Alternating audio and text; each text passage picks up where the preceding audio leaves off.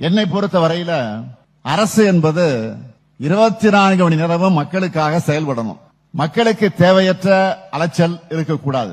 நிர்வாகம் எளிமையாகவும் விரைவாகவும் வெளிப்படைத்தன்மையாகவும் செயல்படணும். இத மனசுல வச்சுதான் பொதுமக்களான உங்களுக்கு எந்தெந்த சேவைகள் எல்லாம் அதிகமா தேவையோ அதையெல்லாம் உங்களுடைய வசதி, நீங்க வசிக்கக்கூடிய அந்த இடங்களுக்கு பக்கத்திலேயே வழங்கணும்னு முடிவு செஞ்சு 2023 நவம்பர் முதல் 2025 மார்ச் வரை 3 கட்டங்களாக மக்களோட முதலெண்ண திட்டத்தை செயல்படுத்தணும். இப்படி தமிழ்நாடு முழுக்க 4835 முகாம்களை நடத்தி 23,50,000 மனுக்களுக்கு தீர்வு ஏற்படுத்தி கொடுத்திருக்கிறோம். இந்த திட்டமும் பொதுமக்களிடத்தில் பெரும் வரவேற்பை பெற்றது.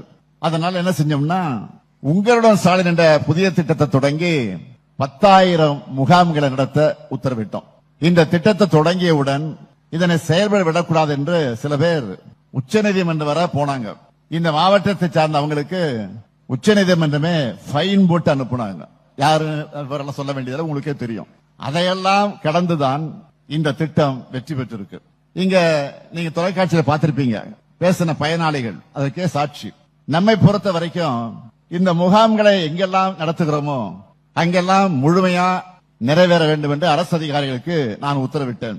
அதனால தன்னார்வலர்கள் ஒவ்வொரு வீட்டுக்கும் நேரடியா போய் இந்த முகாம் என்னைக்கு நடைபெறுது, எங்கே நடைபெறப் போகுது, அங்கு என்னென்ன சேவைகளை வழங்க போறோம் என்பதை பற்றியெல்லாம் விரிவாக எடுத்து சொல்லி அதில் பயனடைவதற்கான தகுதிகள், அதற்காக தேவைப்படக்கூடிய ஆவணங்கள் குறித்த விழிப்புணர்வை ஏற்படுத்தி அதற்கான ஒரு கையேடு விண்ணப்பத்தையும் வழங்கினாங்க.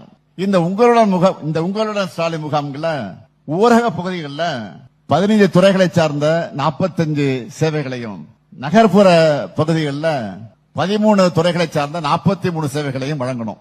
மக்களும் நம்பிக்கையோடு வந்து தன்னுடைய கோரிக்கை மனுக்களை எல்லாம் கொடுத்தாங்க.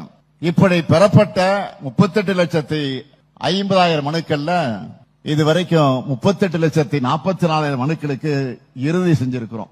இந்த முகாம்களை பெரும்பாலான மக்கள் என்ன கோரிக்கைகள் வச்சிருந்தாங்கன்னா, சமூக பாதுகாப்பு திட்ட ஓய்வூதியம், பட்டா மாறுதல், முதலமைச்சருடைய விரிவான மருத்துவ காப்பீடு, வருவாய்த்துறை மூலம் வழங்கப்படக்கூடிய பல்வேறு சான்றுகள், குடும்ப அட்டை ரேஷன் அட்டையில் திருத்தம், சொத்து வரி பெயர் மாற்றம், மின் இணைப்பு பெயர் மாற்றம், இது போன்ற கோரிக்கைகள் தான் அதிகமாக வந்துச்சு. இதெல்லாம் சின்ன சின்ன கோரிக்கைகள் தான். ஆனா இதை நிறைவேற்றுறதுல பல நடைமுறைகள் சிக்கல்கள் இருந்திருக்கும். அதையெல்லாம் களையணும். அரசு என்பது மக்களுக்கானது. அரசு சேவைகள் மக்களுக்கு தடையில்லாம விரைவா கிடைக்கணும்னு உத்தரவிட்டு இந்த மனுக்களை எல்லாம் 30 லிருந்து 40 நாட்களுக்குள்ள தீர்வு காணப்பட்டுச்சு.